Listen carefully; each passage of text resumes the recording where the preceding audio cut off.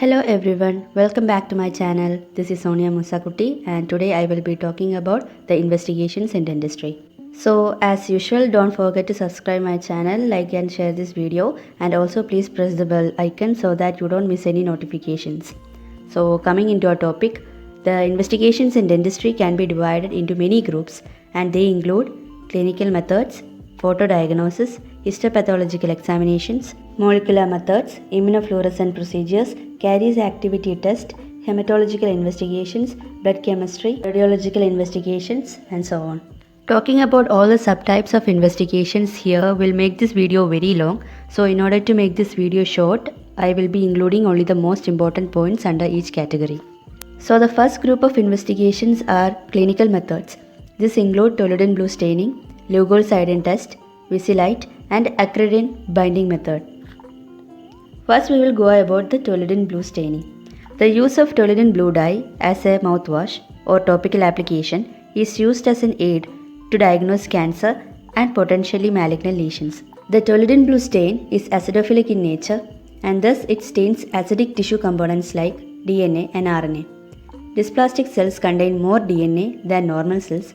Both the normal and the dysplastic cells take up the stain, but the stain is lost from the normal cells after the application of 1% acetic acid, but not lost in the dysplastic tissues because they have more RNA and DNA and thus they retain more stain than the normal cells. Inference of toluidine blue staining is that positive staining indicates dysplasia and biopsy is advised on 2 successive positive staining. Next, Lugol's iodine test. Unlike our toluidine blue test, Lugol's iodine solution retains in normal squamous epithelial cells, but not in the dysplastic or malignant cells. Usually, the use of Lugol's iodine test and toluidine blue staining is done in combination to offer more advantage. Lugol's iodine solution produces a brown-black stain by reaction of iodine with glycogen.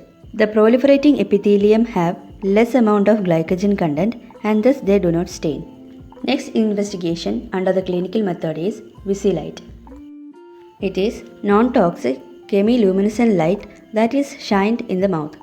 The tissues that are not normal glow differently as compared to the normal tissues.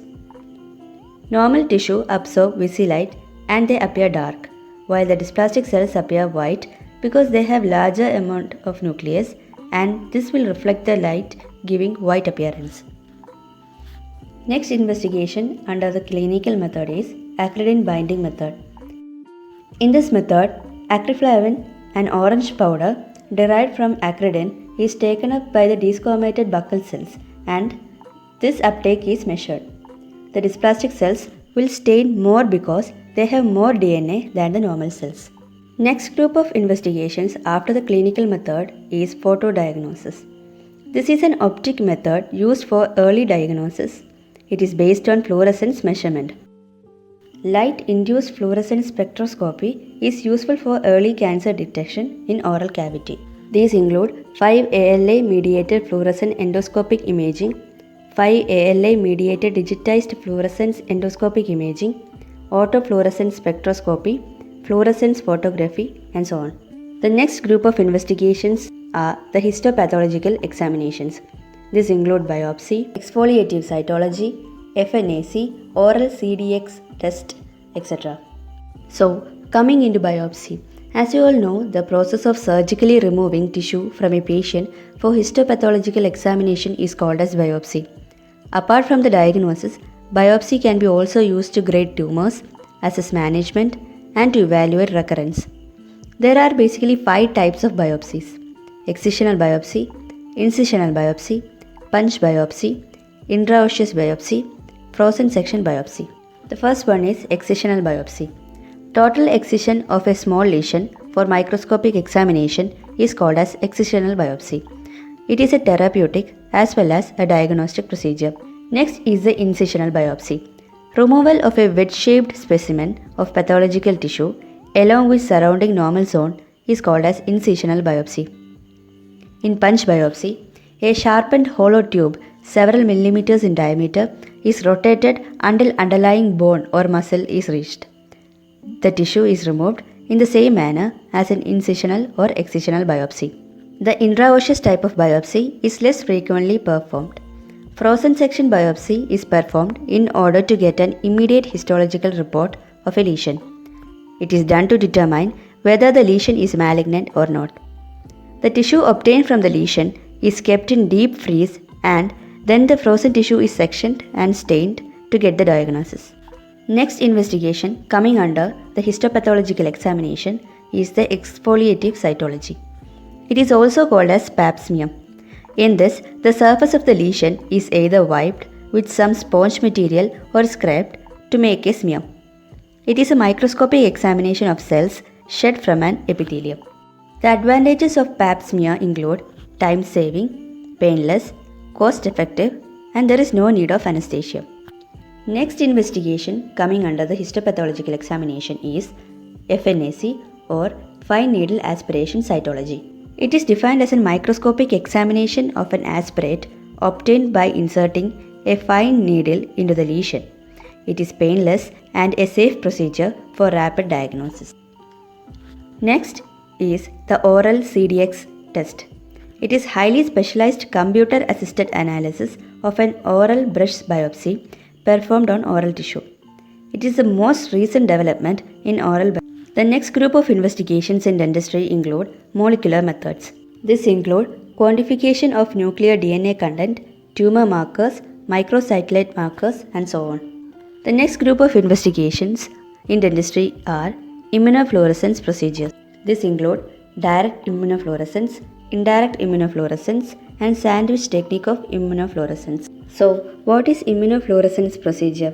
Fluorescent dyes such as fluorescent isothiocyanate and rhodamine can be chemically linked or conjugated with antibody globulin without destroying the specificity of the antibody. Such fluorescent labeled antibodies is used to detect specific antigen-antibody reaction and can be used to locate either antigens or antibodies of non-specificity in tissue sections. When tissue sections labeled in this fashion are illuminated with ultraviolet light, in an ultraviolet microscope, specific labeled tissue component can be identified by their bright apple green fluorescence against a dark or counter-stained background. Next group of investigations are Caries activity test. This include lactobacillus count test, Snyder test, Albans test, Streptococcus mutans level in saliva, and buffer capacity test. In lactobacillus count test, it estimates the number of bacteria in the patient's saliva by counting the number of colonies appearing on tomato peptone agar or LBB agar. In Snyder test, this test measures the ability of the microorganisms in saliva responsible for formation of acids from the carbohydrate media. Next group of investigations are the hematological investigations. This include collection of blood specimen for calculating the total erythrocyte count, the total WBC count, total platelet count, differential leukocyte count, the bleeding time, the clotting time, erythrocyte sedimentation rate, and so on. Next comes the radiological investigations. These include intraoral projection, extraoral projection, and special radiological examination.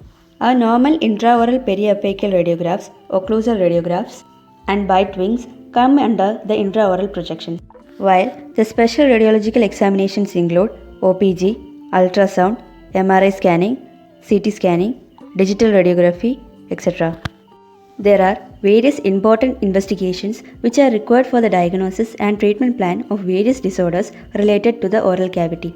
A dental practitioner can come only at a conclusion of diagnosis after a proper clinical examination and investigations. So that was the end of my today's topic. I hope all of you found it useful and interesting. Thank you.